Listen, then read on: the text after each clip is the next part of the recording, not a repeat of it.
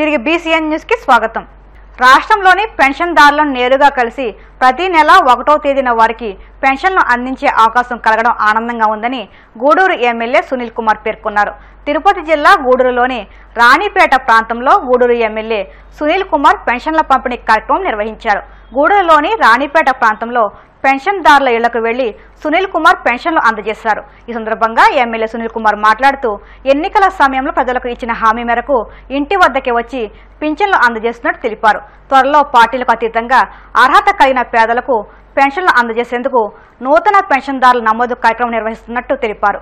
ఈ కార్యక్రమంలో Gudur municipal commissioner Venkateswararao, Telugu Desam party, Janasena పార్టీల నాయకులు, కార్యకర్తలు పాల్గొన్నారు.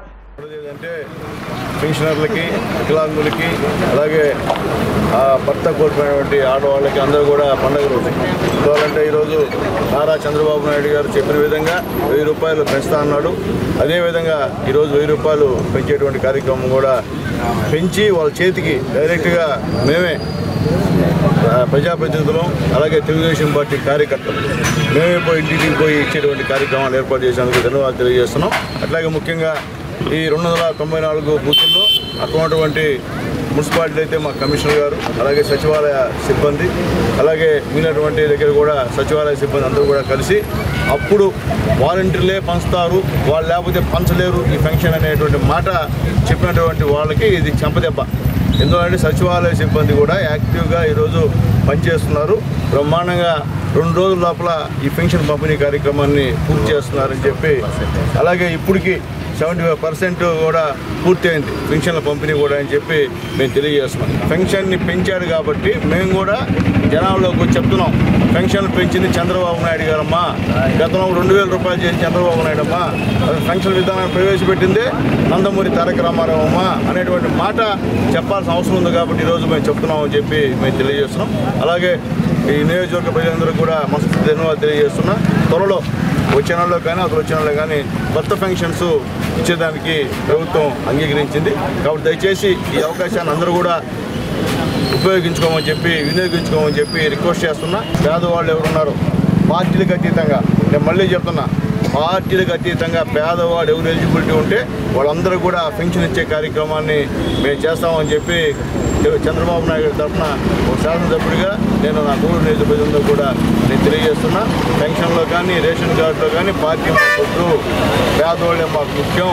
అలాగే మన ఇటీవల పెద్దలు మా కిరణ్ గారి నాయకత్వంలో ఇల్లు కార్యక్రమం కూడా అక్కడ మన గాంధీనగర్లో ఒక మీటింగ్ కూడా ఏర్పాటు చేయడం జరిగింది. ఎందుకు చెప్తున్నామంటే 4,30,000 రూపాయలతో హౌసింగ్ ఇస్తున్నాం. మోడీ గారి సహాయ సహకారాలతో మోడీ గారు, చంద్రబాబు నాయుడు ఇద్దరు సగం 4,30,000 సగం షేర్, సెంట్రల్ గవర్నమెంట్ ఒక షేర్ అయితే స్టేట్ గవర్నమెంట్ ఒక షేర్, ఈ 2 కలిపి మేము ఇస్తున్నాం. ఆ ఇల్లు కూడా ఉపయోగించుకోమని చెప్పి మేము తెలియజేస్తున్నాం. పశ్చిమ గోదావరి జిల్లా పాలకొల్లు మండలం వరిదనం గ్రామంలో స్వచ్ఛతా హీ సేవ కార్యక్రమాన్ని ఉత్సాహంగా నిర్వహించారు. ఈ కార్యక్రమంలో భాగంగా ప్రజలు స్వచ్ఛందంగా పాల్గొని గ్రామంలోని పిచ్చి మొక్కలు, చెత్తను తొలగించి శుభ్రం చేశారు. ఈ కార్యక్రమంలో గ్రామ సర్పంచ్ వద్దనపు కాంతారావు, ద్రాక్షరపు జ్యోతి, పోతుల సూరిబాబు, సిరిదిరెడ్డి పండు తదితరులు పాల్గొన్నారు. వర్ధనం గ్రామ ప్రజలందరూ కూడా శ్రమదానం పేరుతో ఈ స్వచ్ఛ భారత్ కార్యక్రమాన్ని పెట్టుకుని, ఎందుకంటే ప్రభుత్వం మా పంచాయతీ అప్పుడు మున్సిపాలిటీకి రాసాం, ఆ మున్సిపాలిటీ కాకుండా ఇటు పంచాయతీ కాకుండా ఉండిపోయింది. పంచాయతీలకి గత ప్రభుత్వం నిధులేమి రిలీజ్ చేయకుండా ఏ పంచాయతీ నిధులు అటు ఇటు వాడేసుకుని ఏమి చేయలేని పరిస్థితుల్లో ఇప్పుడు మా గ్రామం మిగిలిపోయింది. అలాగే డొంకలో ఏ రోడ్లు బాగోలేదు, డ్రైన్లు బాగోలేదు, రోడ్లు బాగోలేదు, ఇదిగో చెత్త చెండాలం. గ్రామస్తులు అందరం కలిసి ఇలాగైతే మన ఇలాగ రోడ్లను తిరగలేకపోతున్నాం, పాములు నానా బాధగా ఉంది, రాత్రి ప్రయాణం చేయడానికి పిల్లలు భయపడుతున్నారని చెప్పి మేమందరం అనుకుని, గ్రామస్తులు అందరం అనుకుని ఈరోజు ఈ స్వచ్ఛ భారత్ కార్యక్రమం శ్రమదానం చేసుకుందామని చెప్పి మేమందరం అనుకుని ఈరోజు ఈ కార్యక్రమం చేసుకుంటున్నాం. వరిదనం గ్రామంలో ఈరోజు స్వచ్ఛ భారత్లో భాగంగా ఈరోజు మా గ్రామస్తులందరూ 1వ తారీఖు మెయిన్ మాకు తాటి మేస్తులు పని దినం, ఈరోజు సెలవు దినం కాబట్టి ఈ రోజుని మేమందరం స్వచ్ఛ భారత్ చేయాలని నిర్ణయించుకుని ఈ రోడ్డుకి ఇరువైపులో ఉన్నటువంటి చెత్తని అలాగే క్లీన్ చేసుకుంటా, శ్మశాన వాటికి కూడా మాకు అలాగే చాలా ఇబ్బందికరంగా ఉంది. ఇవన్నీ కూడా స్వచ్ఛ భారత్ కార్యక్రమంలో శ్రమదానంతో గ్రామస్తులంతా కూడా ఒకటై ఈ కార్యక్రమాన్ని చేపట్టి దిగ్విజయంగా పూర్తి చేసుకుంటాం. స్వచ్ఛ భారత్ కార్యక్రమంలో భాగంగా మరి వర్ధనం గ్రామంలో పంచాయతీ కాకుండా మధ్యలో ఆగిపోయిందండి మా గ్రామం వచ్చి. మా గ్రామంలో మాకు చాలా ఇబ్బందికరమైన పనులు అయితే ఉండిపోయినాయండి. చాలా కార్యక్రమాలు ఇప్పుడు గత 2019 నుంచి 24 వరకు కూడా వైసీపీ ప్రభుత్వంలో ఏ చిన్న కార్యక్రమము మా గ్రామానికి చేయలేదండి. ఓ డ్రైనేజీలు ఏంటి, ఒక రోడ్లు చెత్త బాగు చేయడం ఏంటి. ఇదివరకు అయితే మా గ్రామం పంచాయతీలో ఉన్నప్పుడు మాకు ఉపాధి హామీ పనుల ద్వారాగా ఎప్పటికప్పుడే చెత్తలో మొత్తం రోడ్ల పక్క నుంచి క్లీన్ చేసి మొత్తం అంతా క్లీన్ గా పెట్టుకునే వాళ్ళు. మరి ఇప్పుడు ఉపాధి కార్యక్రమం పనులు కూడా మాకు ఆగిపోయినాయండి మెర్జ్ అవడంతో. ఇంకా మెర్జ్ అయ్యింది అని అంటున్నారు కానీ అది ఎటు నుంచి మున్సిపాలిటీ నుంచి మాకు పనులు జరగట్లేదు, ఇటు పంచాయతీ నుంచి పనులు జరగట్లేదు. అలా ఉండిపోవడంతో ఇప్పుడు స్కూల్కి వెళ్ళి పిల్లలు అయితే చాలా ఇబ్బంది పడుతున్నారండి. నైట్ ట్యూషన్ నుంచి వచ్చే పిల్లలేంటి, పొద్దుటే తెల్లవారుజాము ట్యూషన్కి వెళ్ళి పిల్లలేంటి, ఈ తుప్పల్లో నుంచి అసలు ఏం వస్తున్నాయో కూడా తెలియకోకుండా భయంగా మరి పిల్లలందరూ రోడ్డు మీద చేస్తున్నారండి. రాష్ట్ర వ్యాప్తంగా ప్రభుత్వ మద్యం దుకాణాలను సిబ్బంది మూసివేశారు. మద్యం దుకాణాల ఉద్యోగుల ఒప్పంద గడువు ముగియడంతో మద్యం దుకాణాలు తీయకుండా సిబ్బంది విధులను బహిష్కరించారు. దీంతో మద్యం దుకాణాల సిబ్బందితో ప్రభుత్వ అధికారులు చర్చలు జరుపుతున్నారు. మద్యం దుకాణాల మూసివేతతో మందుబాబులు తీవ్ర ఇబ్బందులు ఎదుర్కొన్నారు. మందుబాబులు దుకాణాల వద్ద బారులు తీరారు.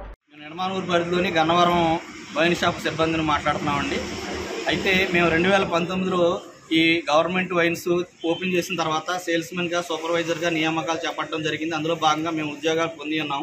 అయితే ఉద్యోగాలు 2019 నుంచి ఇప్పటి వరకు కూడా మా బాధ్యతను సక్రమంగా నిర్వహిస్తూ వచ్చినాము.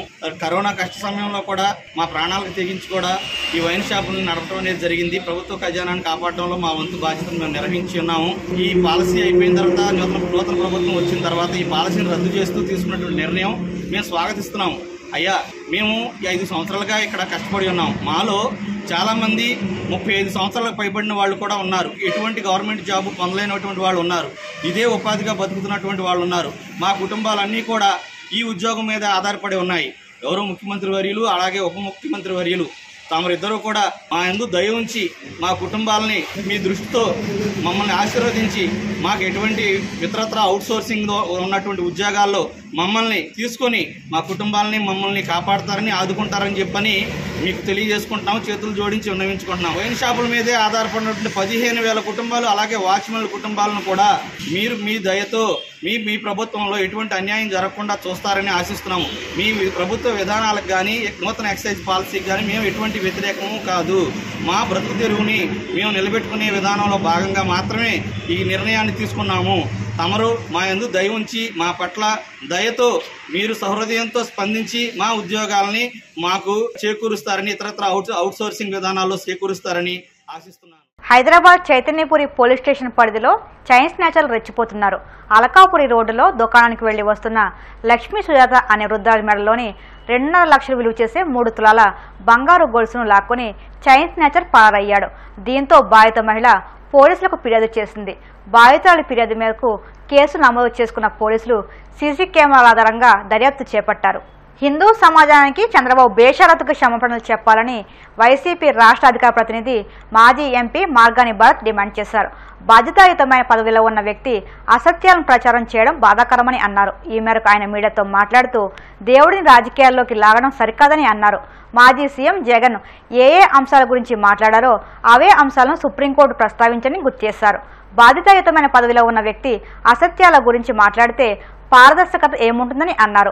హిందూ సమాజానికి చంద్రబాబు బేషరతుకు క్షమాపణ చెప్పాలని డిమాండ్ చేశారు. అనంతరం పోలవరం ప్రాజెక్టు గురించి మాట్లాడుతూ డయాఫ్రమ్ వాల్ చిన్నాభిన్నం అయిపోవడానికి చంద్రబాబే కారణమని అన్నారు. ఏ రకమైన రక్షణ లేకపోవడం వల్లే కాఫర్ డ్యాం నిర్మాణం కూడా ప్రమాదంలో పడిందని, దీనంతటికీ చంద్రబాబే కారణమని అన్నారు. సుప్రీంకోర్టు కూడా క్లియర్గా అంశం అయితే దేవుణ్ణి రాజకీయాల్లోకి లాగవద్దనే ఒక అంశం. ఇది కాకుండా మీ దగ్గర ప్రైమా ఫేసీగా పూర్తి స్థాయి సమాచారం లేకపోకుండా మీడియాకి ఎట్లాగా తీసుకొస్తారనేది ఇంకొక అంశం. తిరుమల తిరుపతి దేవస్థానం ఈఓకి సంబంధించి అంశాలు ఏమేమి మాట్లాడారు అనేది కూడా ఆయన first statement, second statement, constitutional పవర్స్లో ఉన్న చంద్రబాబు నాయుడు గారు ఏ రకంగా మీడియాకి ఎంతో పవిత్రమైన తిరుమల తిరుపతి దేవస్థానం యొక్క సెంటిమెంట్ని ఏ రకంగా దెబ్బతీస్తూ ఉన్నాడు అనేది అర్థమవుతుంది. సాక్షాత్తు మాజీ ముఖ్యమంత్రి వర్యులు జగన్మోహన్ రెడ్డి గారు ఏదైతే పేర్కొన్నారో అవన్నీ కూడా సుప్రీంకోర్టు జస్టిస్లు కూడా అవే అంశాల గురించి కూడా పేర్కొన్నారు. ప్రధానంగా సెకండ్ ఒపీనియన్ మనకి అందరికీ తెలిసిందే అండి. ఇది ఎవరైనా ఎవరు రాజకీయం చేస్తున్నారు, ఎవరు వాస్తవాలు మాట్లాడుతున్నారు. సో ఖచ్చితంగా అంతిమంగా సత్యమే గెలుస్తుంది. హై కాన్స్టిట్యూషనల్ పవర్స్లో ఉన్న వ్యక్తి ఇట్లా మాట్లాడితే స్పెషల్ ఇన్వెస్టిగేషన్ టీం ఏదైతే మీరు వేశారో దానికి ప్రభావితం లోనవుతారనేది కామన్. సో వన్స్ ఇంకా ప్రోబ్ జరగకుండానే పూర్తి స్థాయిగా ఇలా బహిరంగంగా స్టేట్మెంట్స్ ఇవ్వడము, మరి ఖచ్చితంగా దీని గురించి హిందూ లోకానికి ప్రత్యేకించి చంద్రబాబు నాయుడు గారు బేషరత్తుగా క్షమాపణ చెప్పాలని ఈ సందర్భంగా తెలియపరుస్తారు. పోలవరం ప్రాజెక్ట్ కొత్తగా ఏర్పాటైన experts committee, the panel of experts ఎవరైతే అపాయింట్ చేశారో, అమెరికా నుంచి 2, కెనడా నుంచి 2, వీళ్ళందరినీ కూడా ఎక్స్పర్ట్స్ని అపాయింట్ చేసి వాళ్ళు గతంలో ఆగస్టులో ఒక నివేదిక ఇచ్చారు. రీసెంట్గా కూడా సిడబ్ల్యూసీకి కానీ పీపీఏకి కానీ ఒక నివేదిక బహిర్గతంగా వాళ్ళకి నివేదిక పూర్తి స్థాయిగా తెలియపరచడం జరిగింది.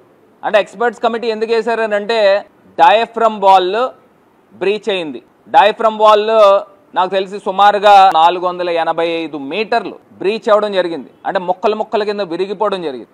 ఈ డయాఫ్రమ్ వాల్కి రిపేర్ చేస్తే సరిపోతుందా, లేకపోతే కొత్త డయాఫ్రమ్ వాల్ కట్టాలా? ఏదైతే కాఫర్ డ్యామ్ నిర్మాణం చేశారో దాని కిందన జెట్ గ్రౌటింగ్ వాల్ అని ఉంటుంది.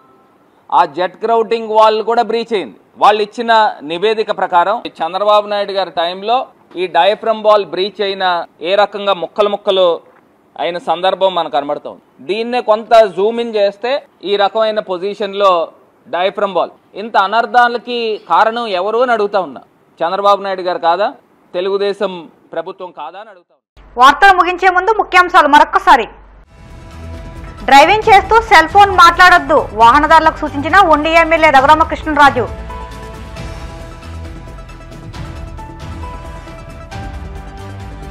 విజయవాడలో సినీ హీరో కార్తీ సందడి, సత్యం సుందరం చిత్రాన్ని కుటుంబ సమేతంగా వెళ్లి చూడాలంటూ ప్రేక్షకుల విజ్ఞప్తి.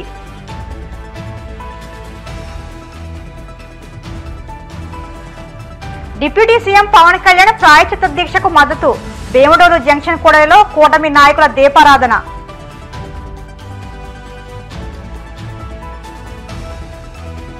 హిందూ సమాజానికి సీఎం చంద్రబాబు క్షమాపణలు చెప్పాలన్న మాజీ ఎంపీ భరత్, అసత్యాలను ప్రచారం చేయడం సరికాదంటూ హితవు.